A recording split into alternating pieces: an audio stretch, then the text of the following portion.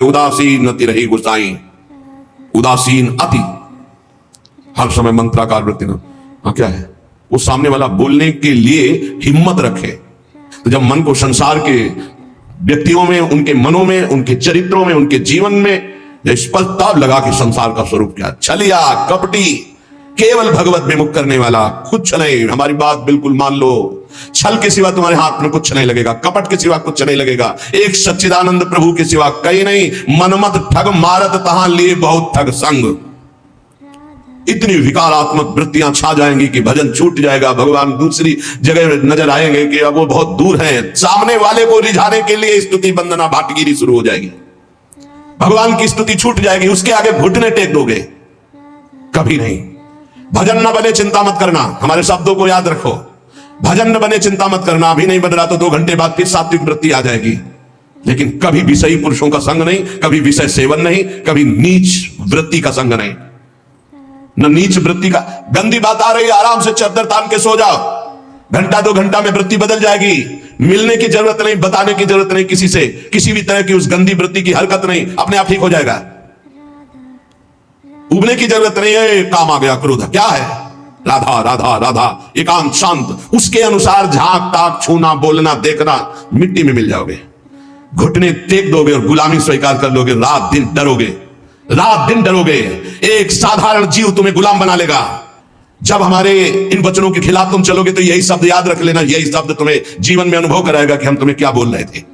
चाहे जितने विद्वान हो, चाहे जितने ज्ञानी हो, चाहे जितने बलवान, एक साधारण जीव घुटने टिकवा देगा तुम्हें और अपने अधीन रखेगा। इसलिए माया से मुक्त होने के लिए सबसे उदासीन रहो, सबसे उदासीन रहो।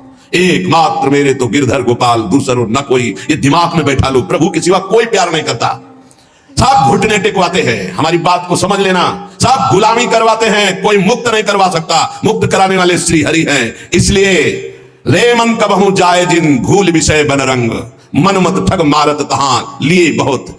जो तुम्हारे आगे हाथ जोड़ रहे हैं, तुम्हें प्रणाम कर रहे हैं और आज तुम्हें भगवान कह रहे हैं, वही तुम्हारा उपहास करेंगे, वही तुम्हें नीचा दिखा देंगे।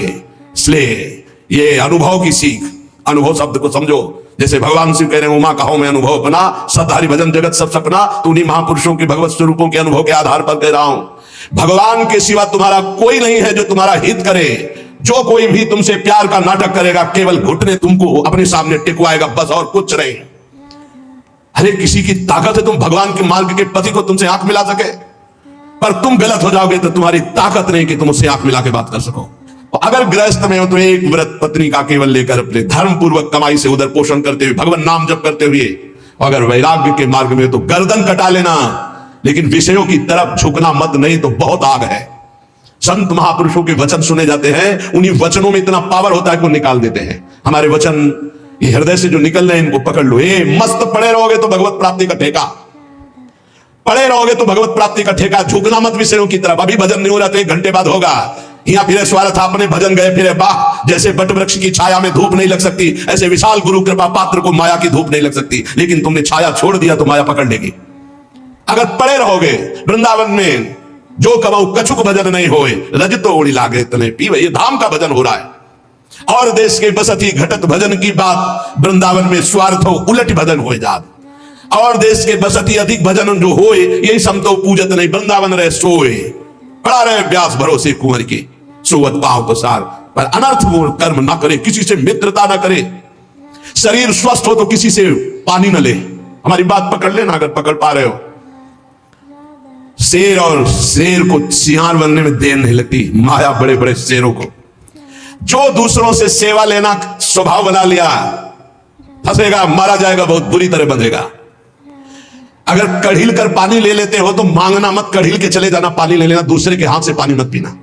हमारी सीख कागज में लिख ले साधक, जब तक अगर घसीट कर पानी लेने की ताकत है तो स्वयं ले लेना, किसी से आश्रय मत रखना कि पानी दे दो। अगर आश्रय रखा तो मारे जाओगे, बहुत बुरी तरह फंसा लेगा आश्रय हमने। और भगवत आश्रित है, प्यासे हैं तो वो मुंह में आके खुद पानी पिला जाएंगे। जैसे बालक की चिंता मां को होती है, ऐसे योगक्षेमम वहां में हम करो में हम नहीं कहा, मैं स्वयं वहन करता हूं, तो विश्वास करो उसका। कहीं ना कहीं साधक से चूक हो जाती है। जब साधक अपने कर्तव्य लायक होता है, फिर वो बादशाही, सेवा स्वीकार करना, दान पुण्य स्वीकार करना, ये प्रपंच स्वीकार करना, बहुत ही नारकी गति की तरफ इशारा है। अपने को स्वामी मानना, दूसरों को सेवक मानना, मतलब पतन की गर्त की तरफ आपके कदम बढ़ चुके। जब अपने को नीच समझना, अधम समझना, तृण से भी हीन समझना, दूसरों को भगवत स्वरूप मानना, किंचन मात्र कोई इच्छा वासना नहीं, दूसरों की सेवा करना, ना कि दूसरों से सेवा करवाने का भाव रखना, वो परम पद की तरफ जा रहा है। बिल्कुल सीधी भाषा में हम आपको परम पद और नरक की मार्ग की बात बता रहे। ध्रुवदास जी कह रहे, जब लगी मन छाड़त नहीं, सब बात निको लोभ, तब लगी ही उपजत नहीं, जुगल प्रेम की गोभ। जब लग मन सब बातों का लोभ नहीं छाड़ देता, तब तक उसके हृदय में प्रियालाल के प्रेम का अंकुरण नहीं होता है। ये जीवन कैसे कटेगा, ऐसी व्यवस्था वैसी व्यवस्था है। अरे वो बोल रहे हैं सर्वलोक महेश्वर योगक्षेमम वहाम्यहम, तुम्हें पता नहीं? योगक्षेम का वाहन करने के लिए जब तुम्हारे इष्ट देव कह रहे हैं, जिन्होंने अनंत ब्रह्मांडों का सृजन एक पलक झपकते कर दिया, तुम्हें विश्वास नहीं हो रहा। कोई धनी मानी पदाधिकारी कह दे, तुम्हें विश्वास हो जाएगा। भगवान गीता जी में कह रहे, तुम्हारा केवल कर्तव्य मेरा चिंतन करो, योगक्षेम का वाहन तो मैं करूंगा। विश्वास नहीं, जीव की यही दुर्दशा है। ऐ मन, सब बातों का लोभ छोड़ दे। हे, जानती हो जीवन मुक्तता क्या है? न इससे संबंध रखना, न इसके भरण पोषण की चिंता करना, न किसी से संबंध रखना, एकमात्र अपने स्वरूप में या भगवान में स्थित है। उस महापुरुष के लिए क्या दुर्लभ है? कुछ नहीं, ऐसे भगवत प्राप्ति, ऐसे बस समझ बिगड़ गई, चिपकाव भोगों में हो गया। बस यही हमारा बंधन है, जो जानबूझकर हम बंधे हुए हैं। जानबूझकर जन्म जन्मांतरों से हम अपने स्वरूप को भूल करके देह भाव में ऐसे बंध गए, ऐसी दुर्दशा हो रही कि भगवान भी पराये लग रहे हैं, भगवान भी पराये लग रहे हैं। सब पापन को छत्र ये, लोभ ते मन ही घटाई, निष्प्रेही संतोष करी, रहे भजन चित लाई। सब पापों का बाप क्या है? लोभ। इस लोभ से यदि मन हटा ले, लोभ पास जेहि गल न बंधाया, जिसने लोभ रूपी फांसी में अपना गला नहीं बंधाया, सो नर तुम समान रघुराया। वह मनुष्य शरीर में साक्षात भगवान है, जिसने लोभ रूपी फांसी में अपना गला नहीं बंधाया। मन को लोभ से हटाओ, ये समस्त पापों का ये भोग ले, ये बस ये दौड़ भाग। अरे भाई, मारा घूम रहा है रुपया, भोग सामग्री कुछ नहीं है। पूरा जीवन हो जाता है लोगों को पैसे के पैसे पैसे पैसे, मर गए कुछ नहीं, चवन्नी हाथ नहीं गई। समझ नहीं पा रहे कैसा मारा जा रहा है, कैसा ठगा जा रहा है। इतनी मेहनत करके कमाता है, बैंक बैलेंस, ये सब व्यवस्था, मकान, सब पूरा जीवन करते मर गया। अब जिसलिए आया था कि नाम रूपी धन कमा ले, जीवन मुक्त हो जा, ब्रह्म प्राप्त हो जा, कोई मतलब नहीं। फिर वही सुअर, कुत्ता, गधा, नाना प्रकार की नीच योनियों में फिर भ्रमण। अब वहां कोई नहीं, ना उसकी पत्नी, ना पुत्र है, ना बैंक बैलेंस है, ना पद है, ना प्रतिष्ठा है, जिसके लिए उसने सब किया था। अब वो बार बार पछताता रहता है, अन्य योनियों में फंसा हुआ। क्या कैसी कैसी दुर्गति हो रही जीवों की, कैसी कैसी दुर्गति हो रही। इसलिए हे भाई, अब मन से प्रियालाल के चरणों का भजन करो, इसलिए निष्प्रेही बनो किसी से। इस प्रकार ये बहुत सावधानी की जरूरत है। सबसे भगवत भाव से मिलो, लेकिन किसी से अपनापन ना होने पावे। ये सिद्धों में होता, साधकों में नहीं होता। इसलिए बिल्कुल चुप शांत एकांत। भरण पोषण की जिम्मेवारी इष्ट और गुरुदेव की है।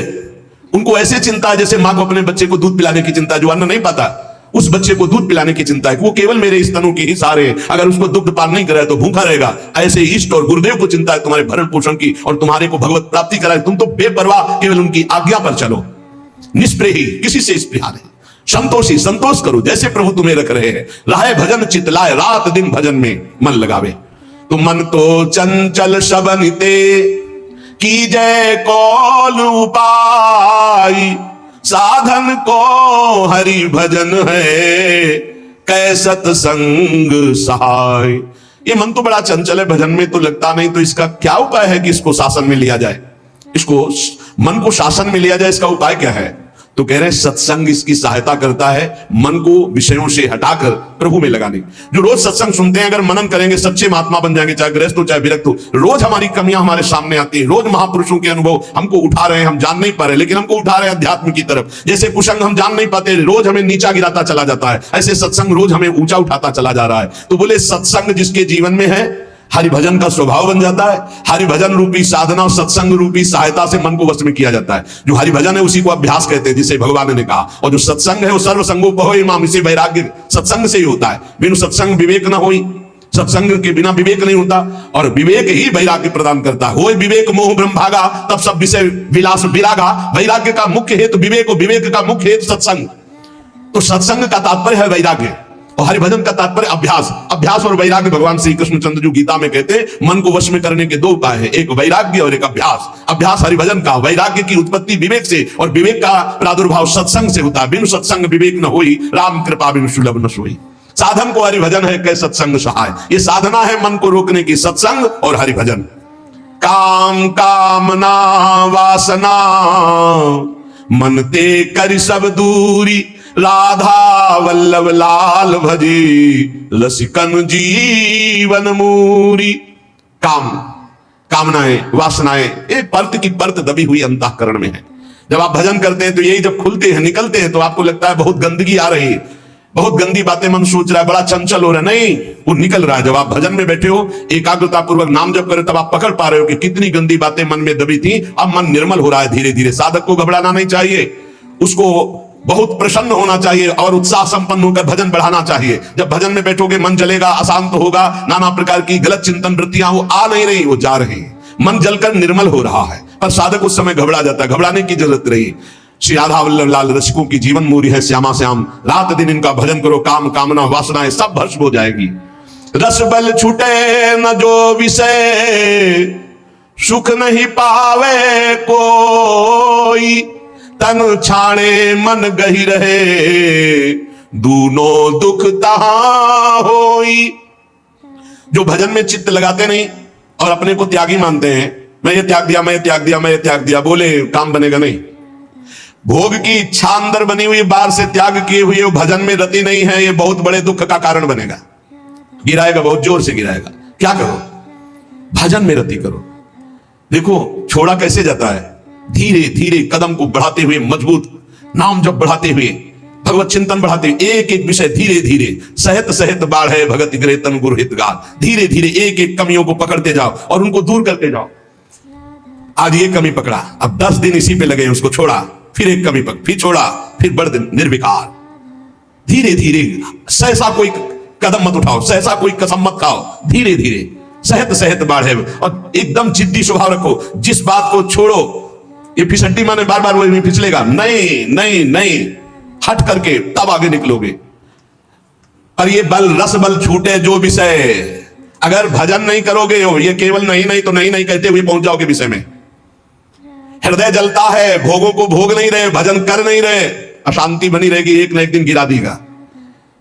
और रस बल छूटे जो विषय, तब ही लहे सुख मूल, जैसे आतप को तप्यो पावे सरिता कूल। 25-25, 40-40 वर्ष तक विषय नहीं भोगे साधक ने, समझ गया विषय विजयी है, नहीं चिंगारी है। जब तक भगवत साक्षात्कार नहीं हुआ, चिंगारी है, फूस पड़ते ही ज्वाला हो जाएगी। कभी भी दगाबाज मन पर विश्वास न करे। रसबल छूटे जो विषय, तभी लहे सुख मूल। रसबल, खूब नाम जप कर रहे, भजन कर रहे, अब कुछ अच्छा ही नहीं लग रहा। अंदर से भोगों की चाहत मिटाना सच्चा त्याग है। बाहर से भोगों का त्याग कर दिया, अंदर से भजन नहीं हो रहा तो कितने दिन टिक पाओगे? एक दिन मुंह भरा गिर जाओगे, पक्का लिख लो। और भजन बल से रसबल जब छूटेगा विषय, तो फिर जैसे कोई बमन नहीं खाना चाहता, ऐसे घृणा हो जाएगी भोगों से। ब्रह्मादिक के भोग सब, या मृत्यु लोक या देवलोक की तो बात जाने दो, ब्रह्मादिक के भोग सब विषम लागत ताई, नारायण ब्रजचंद की लगन लगी है जाई।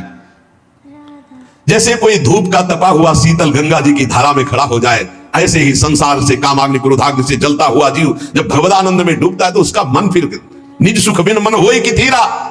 भगवत सुख मिले बिना किसी का मन चंचलता त्याग सकता है। इसलिए भगवत सुख की तरफ दृष्टि करो, त्याग अपने आप होता जाएगा। कदम बढ़ाओ प्रभु की तरफ, छूटता जाएगा विषय। और विषय छोड़ने की तरफ दृष्टि रखोगे तो भजन छूट जाएगा, फिर विषय नहीं छोड़ पाओगे। इसलिए हम कहते हैं छोड़ने की तरफ नहीं, पकड़ने की तरफ बढ़ो। राधा राधा राधा राधा राधा, अपने आप छूटता चला जाएगा, अच्छा ही नहीं लगेगा। रसबल छूटे जो विषय। जब भगवदानंद की अनुभूति होती है तो ये सब ऐसे दिखाई देते हैं जैसे स्वप्न। स्वप्न कैसा?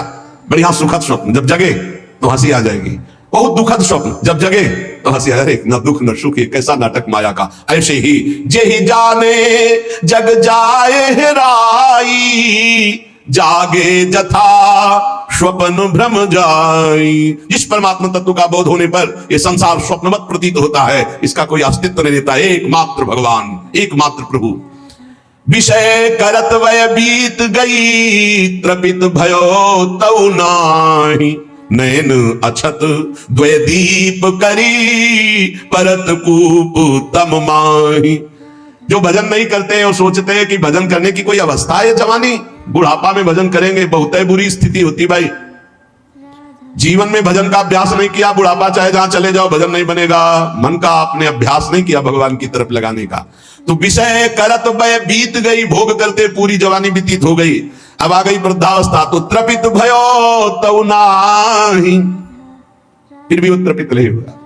त्रपित भयो तऊ नाही, विषय करत बय बीत गई।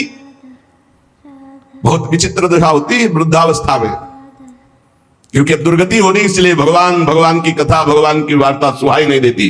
वही प्रपंच, वही नाना प्रकार की चित्तवृत्ति विषयों में।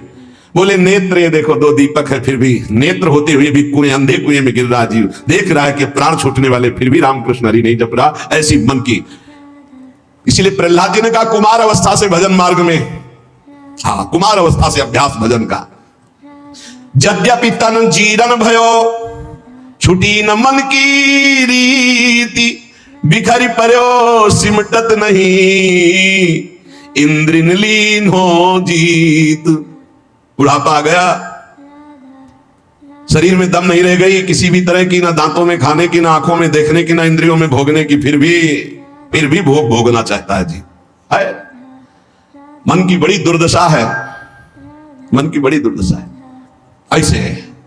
ऐसे शरीर की हालत हो रही हो, फिर भी संसार का राग। यद्यपि तन जीरन भयो छुटी न मन की रीति, मन फिर भी वही वासना लिए हुए। अरे बड़ा खेल विचित्र है माया का।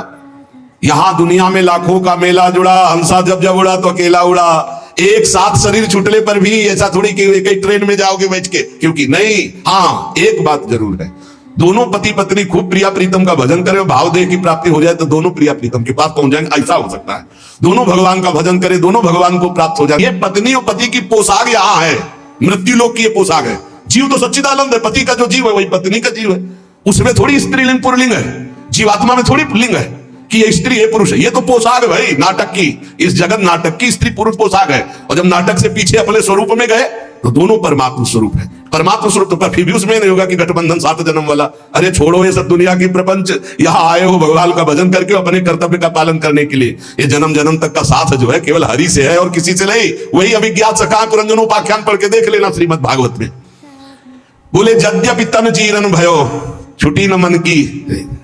भगवान का भजन करने के लिए निकले हैं तो अपनी वासनाओं की पूर्ति की बात नहीं। यद्यपि तन जीरन भयो, शरीर तो बुढ़ापे की तरफ जा रहा है, लेकिन छुटी न मन की रीति।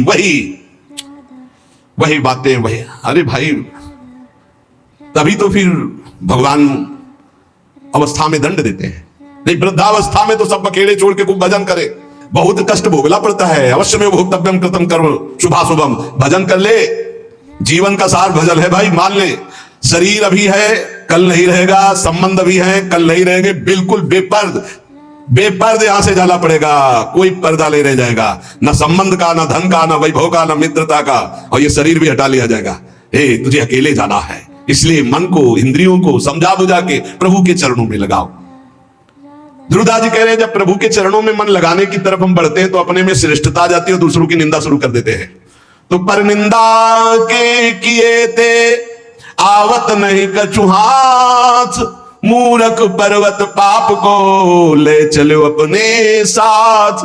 ये दूसरे की निंदा करने का मतलब है उसके जीवन भर के पापों को अपने माथे पे लादना। पर निंदा करना, पर निंदा सुनना दूसरे के पाप, वे अपने ही नहीं भोगे जा रहे हैं, काहे को दूसरे के लाद रहे हो। अगर तुम्हारी कोई निंदा करता है तो तुम मुस्कुराओ, तुम्हारे को जो दंड मिलने वाले हैं उनका नाश वो कर रहा है। लेकिन तुम किसी की निंदा मत करो, ना सुनो। अपनी प्रशंसा अपने मुंह से करना, दूसरे की निंदा सुनना बराबर है। अपने प्रशंसा न करे, दूसरे की निंदा न सुने, और दूसरे की निंदा करने की तो बात ही नहीं भक्ति के हृदय में आनी चाहिए। और भक्तन निंदा अति बुरी भूली करो जिन कोई, किए सुकृत सब जन्म के छिन में डारत खोए। भक्तों की निंदा तो भूल के मत करना, नहीं तो अनेक जन्मों के सुकृत पुण्य सब नष्ट हो जाएंगे। साध हो अज्ञात तुरंत भवानी कर कल्याण अखिल गए हानि। बहुत सावधान। भक्तों की निंदा करने का जहां भाव आवे तो जान लेना अब हमारे पतन का अवसर आ गया है, नाश का अवसर आ गया है। किसी भक्त की निंदा हो तो तुरंत कान में उंगली डाल लो, राधा राधा राधा राधा, सुनना ही नहीं, वहां से हट जाओ। कि ये सुकृत सब जन्म के क्षण में डारत हो। इतना बड़ा कोई और अपराध सृष्टि में नहीं है। अपराध करोगे तो उसका दंड मिलेगा, लेकिन भक्तों की निंदा, भक्त द्रोह, गुरु द्रोह, ये सब सुकृत नष्ट कर देता है। बहुत सावधानी रखे जीवन में उपासक। मत्सर क्रोध भरो रहे अरु सहाय अभिमान, बिनु पावक जरिबो करे महामूढ़ ज्ञान। मत्सरता, ईर्ष्या, ये ईर्ष्या बहुत जलाती है, बहुत जलाती है। बिना आग के जलते रहते हैं ईर्ष्यालु लोग, कल्पना कर करके। मत्सर और क्रोध, जिनके नाक में गुस्सा भरा रहता है, और साथ में सहायता अभिमान की, जैसे आग और फूस और हवा, फिर क्या कहना है। ऐसे मत्सरता, क्रोध और अभिमान, तो बोले बिना आग लगाए वो आदमी जलता रहेगा, अपने आप जलता रहेगा, उसका हृदय जलता रहेगा। इसलिए उपासक मत्सरता, ईर्ष्या का त्याग करे, क्रोध का त्याग करे, अभिमान का त्याग करे, और निरंतर नाम जप करते हुए अपने जीवन को भगवान की चरणों तक पहुंचा दे। इस जीवन का परम लाभ भगवत प्राप्ति है। हंसी मजाक, बहुत बातें, नाना प्रकार के विषय भोग, यही सब हमें भुलावे में डालकर हमारे समय को नष्ट करते। इसलिए सावधान, अपने जीवन को भगवत प्राप्ति के सुदृढ़ मार्ग में चलाओ और इसी जन्म में निहाल हो जाओ। आनंद स्वरूप अपनी आत्मा का अनुभव करो, या आनंद स्वरूप अपने परमात्मा का साक्षात्कार करो। जैसे भाव हो वैसे ही प्रभु का अनुभव होता है। शेष चर्चा आगे। श्री राधा वल्लभ लाल की।